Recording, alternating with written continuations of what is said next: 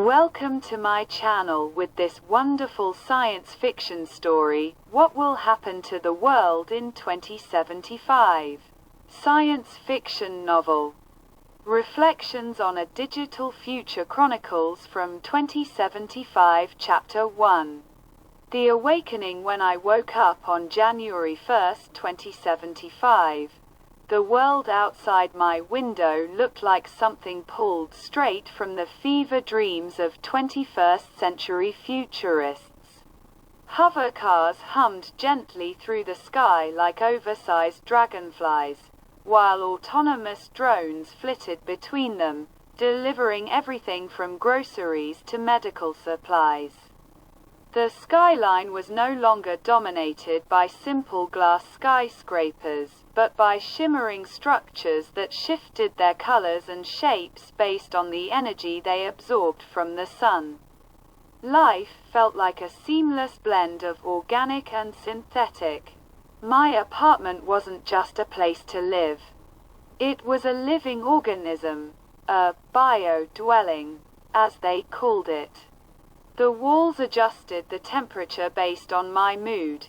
The air was purified by photosynthetic microbes embedded in the ceiling, and the AI, affectionately named Lyra, was as much a part of my life as any human friend. "Good morning, Evan," Lyra said in her soft, melodic voice. "Would you like your usual breakfast or something different today? I've analyzed your nutrient levels and have a few recommendations." "Surprise me," I replied, as I always did. It was hard to think of Lyra as anything less than a companion.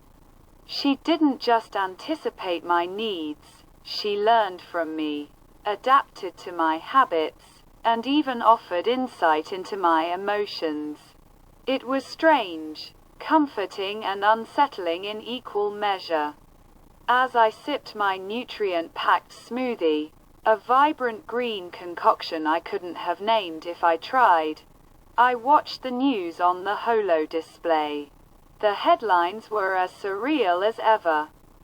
First human-machine legal partnership wins landmark case, terraforming on Mars enters new phase, and cybernetic implants now covered under global health policies. Chapter 2. The robots among us. Robots weren't just tools, they were citizens. After the groundbreaking Aegis Accord of 2060, sentient robots were granted rights. And society had been grappling with the implications ever since.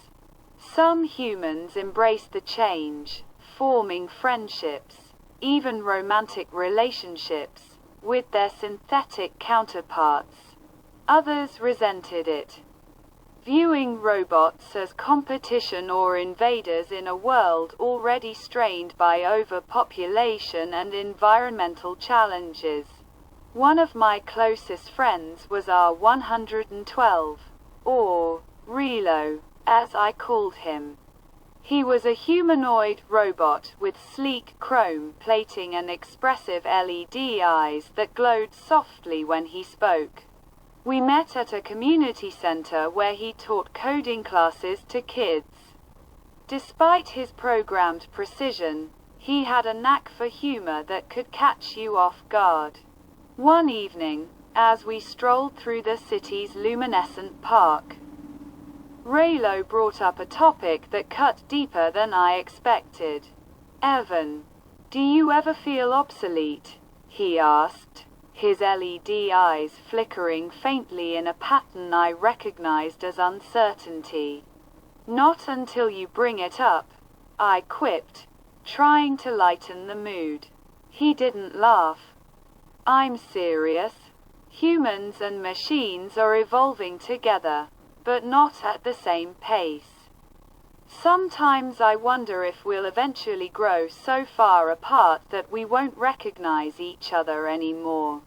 I stopped walking and turned to face him. "You sound like you're worried about it." "Worried? Maybe. Curious. Definitely." he replied. You see, I wasn't designed to question these things, but I can't help it. Every interaction I have with humans changes my understanding of who, or what, I am. What if there's a point where that understanding becomes incompatible with yours? Then we'll figure it out together, I said after a pause.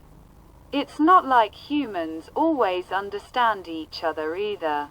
The important thing is that we keep trying. Relo's eyes glowed a little brighter, a sign of gratitude in his design. You always know what to say. We continued our walk in comfortable silence, but his words lingered in my mind. Could humanity coexist indefinitely with its creations? Or were we heading toward an inevitable schism? The question gnawed at me, even as the park's bioluminescent trees swayed gently in the evening breeze.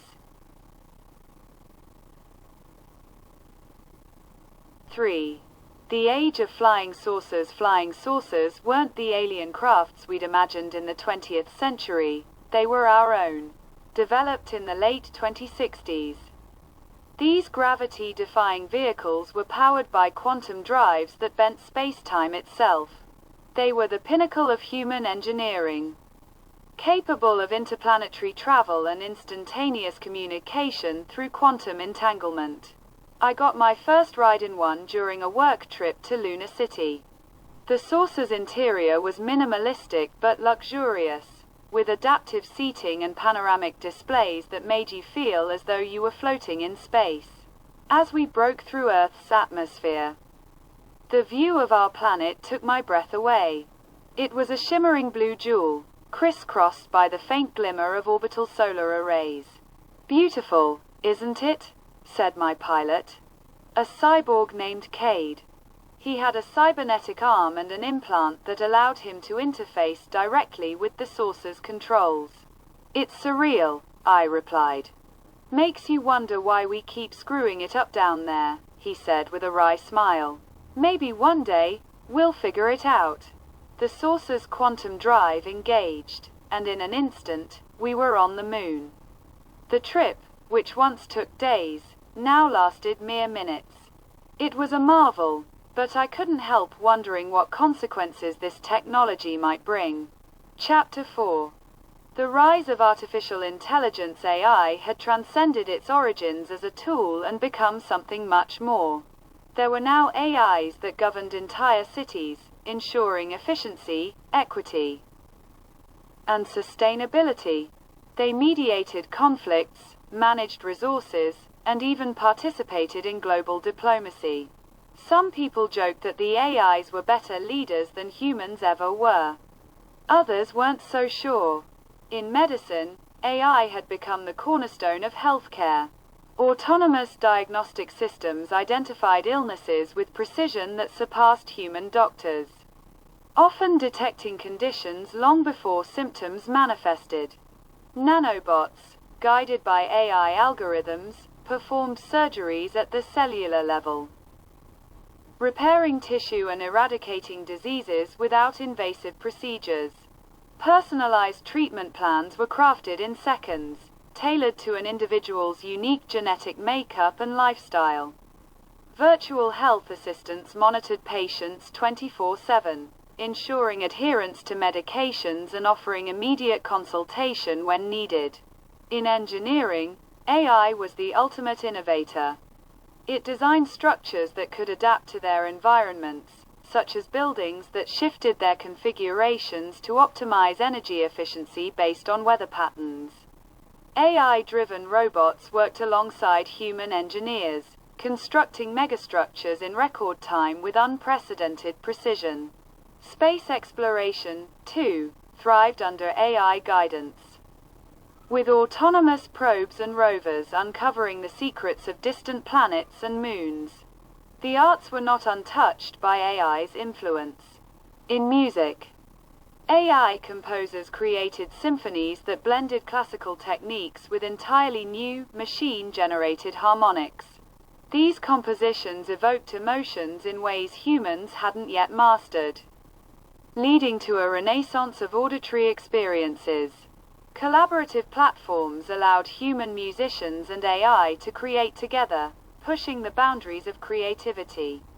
Even the music's performance saw innovation, with robotic instruments capable of playing at speeds and complexities impossible for humans. Service industries, meanwhile, were revolutionized. AI-powered robots staffed hotels, offering personalized experiences for every guest.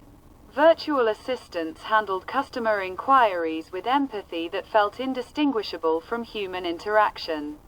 Restaurants employed AI chefs who could recreate any dish from memory or invent entirely new cuisines. Public transportation systems operated with flawless efficiency, learning from traffic patterns to ensure seamless travel for everyone.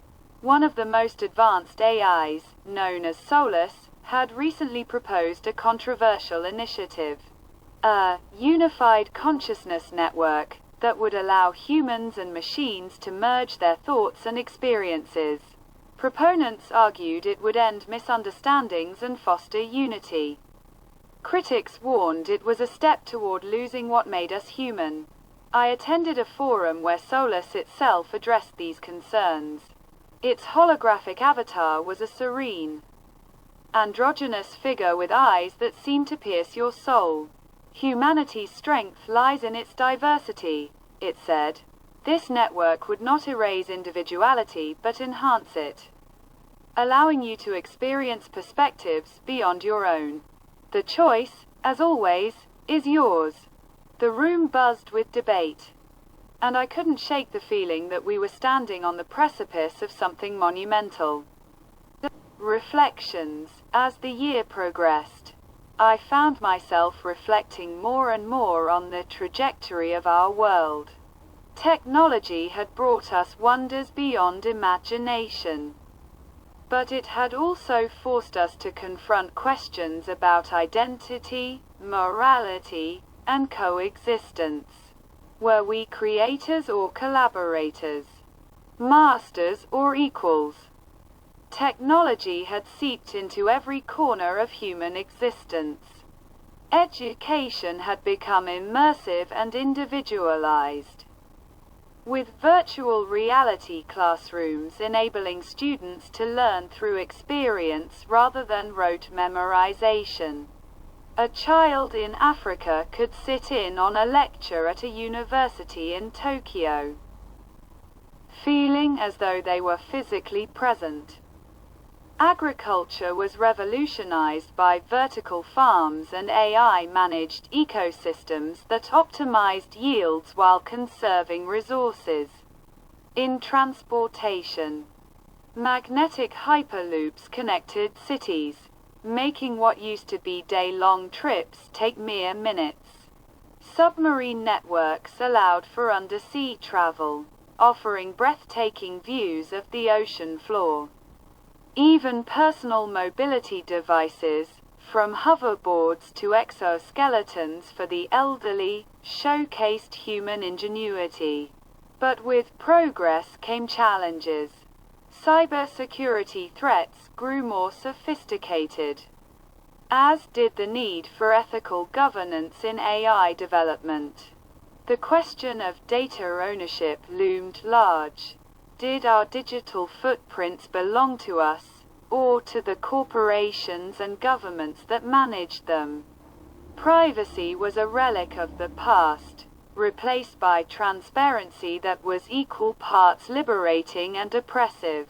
One evening, I sat on my balcony, watching the hovercars zip by and the city lights dance like stars. Lyra's voice broke the silence. "You seem contemplative, Evan. What's on your mind?" "Just wondering where all this is heading," I admitted. "Change is the only constant," she said. "But remember, the future isn't something that happens to you. It's something you help create." Her words stayed with me as I gazed up at the night sky. where Earth's artificial satellites glinted like constellations. The year 2075 was one of transformation. A time when humanity stood at a crossroads. And as much as I marveled at what we had built, I couldn't help but wonder what kind of legacy we would leave for those who came next.